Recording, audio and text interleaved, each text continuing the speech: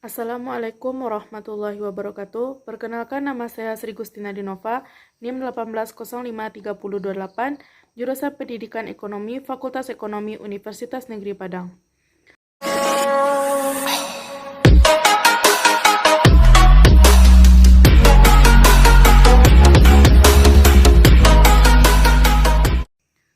Selamat pagi Anda peserta didik sekalian.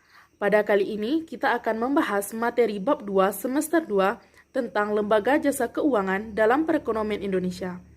Ibu harap kalian telah memahami tentang bank sentral, sistem pembayaran terlebih dahulu, sehingga kita akan mudah menguasai tentang lembaga jasa keuangan.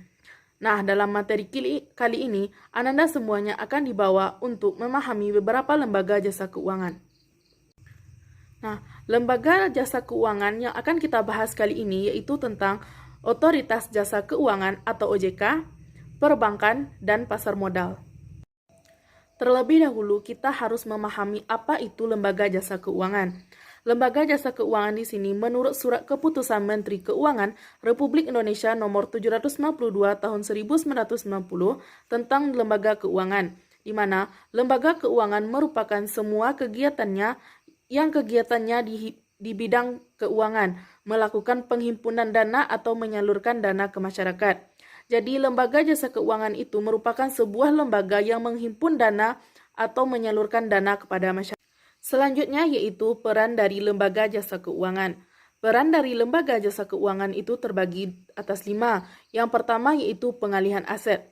Pengalihan aset di sini adalah lembaga keuangan akan memberikan pinjaman kepada pihak yang membutuhkan dana dalam waktu yang disepakati. Yang kedua yaitu likuiditas, di mana proses pemberian dana pinjaman pada masyarakat yang membutuhkan modal untuk melakukan sebuah usaha. Yang ketiga yaitu realokasi pendapatan, di mana lembaga keuangan yang memberikan fasilitas dalam penyimpanan dana dalam bentuk tabungan. Tidak hanya itu, bank juga menyediakan berupa saham, tanah, rumah, dan sebagainya.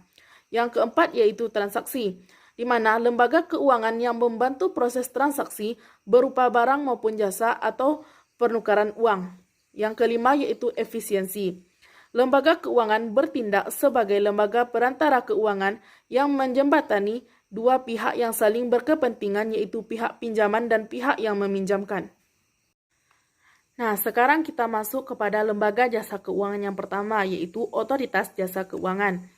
Di sini ada pengertian dari Otoritas Jasa Keuangan adalah lembaga yang independen dan bebas dari campur tangan pihak lain yang mempunyai fungsi, tugas, dan wewenang, pengaturan, pengawasan, pemeriksaan, dan penyidikan yang terintegrasi terhadap keseluruhan kegiatan di dalam sektor jasa keuangan. Jadi, yang mengawasi bank, non-bank, pasar modal itu pasti ada logo OJK-nya. Kalau sudah melakukan investasi saham, ini pasti ada logo OJK-nya. Jadi, yang menjadi jaminannya adalah OJK. Selanjutnya yaitu tujuan dari OJK. Yang pertama yaitu terselenggaranya secara teratur, adil, transparan, dan akuntabel. Yang kedua, mampu mewujudkan sistem keuangan yang tumbuh secara berkelanjutan dan stabil. Yang ketiga, melindungi kepentingan konsumen dan masyarakat.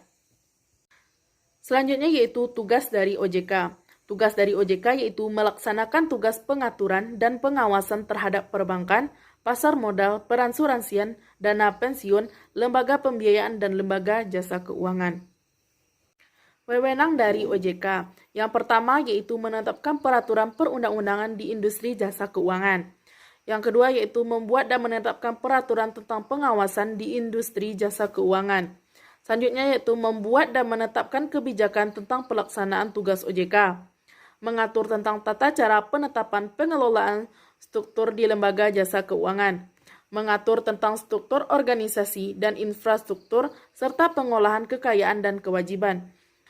Selanjutnya, membuat dan menetapkan peraturan tentang tata cara pemberian sanksi berdasarkan peraturan perundang-undangan yang berlaku di sektor jasa keuangan. Selanjutnya, membuat dan menetapkan kebijakan mengenai tata cara pengawasan terhadap industri jasa keuangan. Selanjutnya, OJK dapat melakukan pengawasan, pemeriksaan, penyidikan, dan perlindungan konsumen dan tindakan terhadap lembaga jasa keuangan. Selanjutnya, memberikan sanksi administratif kepada pihak yang melanggar peraturan perundang-undangan di sektor jasa keuangan. Selanjutnya, OJK berwenang memberikan dana atau mencabut izin usaha, pengesahan dan penetapan lain, dan peraturan perundang-undangan di sektor jasa keuangan. Selanjutnya, kita masuk kepada lembaga jasa keuangan yang kedua, yaitu perbankan, di mana perbankan adalah badan usaha yang menghimpun dana dari masyarakat dalam bentuk simpanan dan menyalurkan kepada masyarakat dalam bentuk kredit dan atau bentuk lainnya dalam rangka meningkatkan taraf hidup rakyat banyak. Fungsi dari bank. Fungsi dari bank yaitu sebagai penghimpun dana dari masyarakat, sebagai penyalur dana kepada masyarakat, dan sebagai perantara lalu lintas moneter. Selanjutnya yaitu jenis-jenis dari bank. Yang pertama yaitu bank sentral. Menurut Undang-Undang Nomor 23 Tahun 1999 tentang Bank Indonesia, di mana Bank Indonesia itu merupakan lembaga negara yang independen, bebas dari campur tangan pemerintah atau pihak lainnya, kecuali untuk hal-hal yang secara tegas diatur dalam bentuk undang-undang tersebut. Tujuan Bank Indonesia ditetapkan untuk mencapai kestabilan nilai rupiah.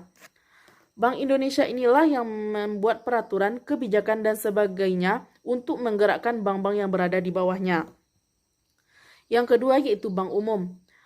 Bank umum adalah bank yang melaksanakan kegiatan usaha secara konvensional dalam kegiatannya memberikan jasa dalam lalu lintas pembayaran, tentunya dengan peraturan yang telah ditetapkan oleh OJK.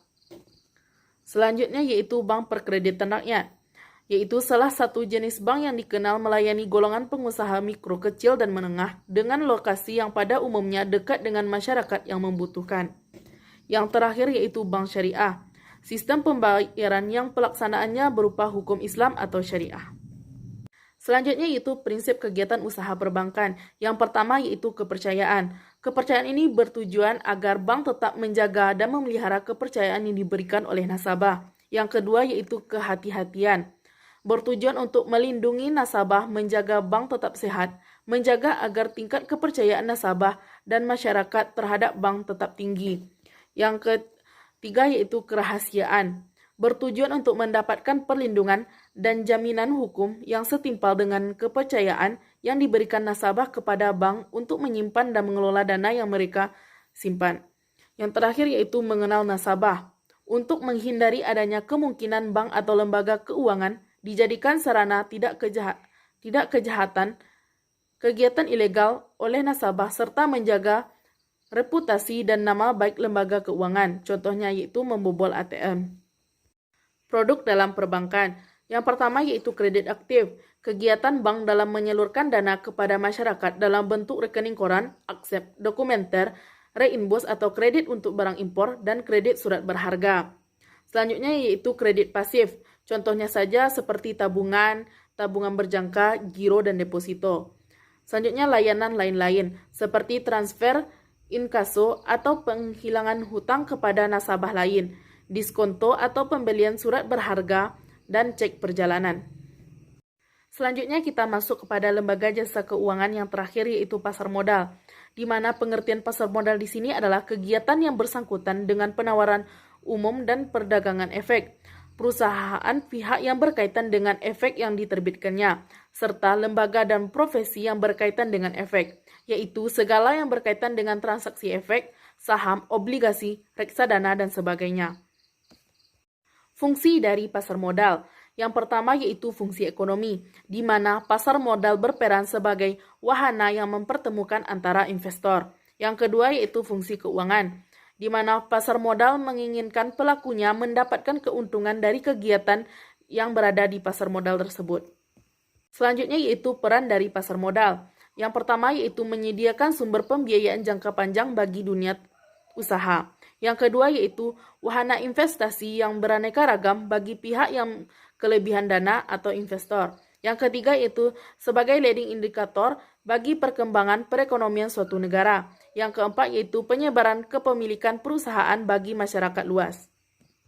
Lembaga penunjang dalam pasar modal.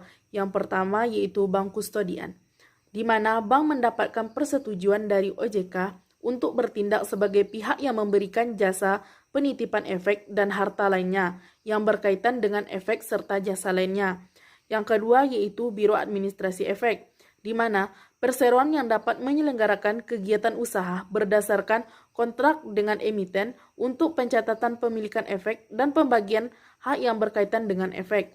Selanjutnya yaitu Wali Amanat, pihak yang mewakili kepentingan pemegang efek bersifat utang atau sukuk, di mana untuk melakukan pemuatan baik di dalam maupun di luar pengadilan yang berkaitan dengan kepentingan pemegang efek bersifat utang atau sukuk tersebut dapat surat kuasa khusus. Sukuk di sini adalah jenis obligasi bersifat utang. Contohnya, pemerintah berhutang kepada masyarakat.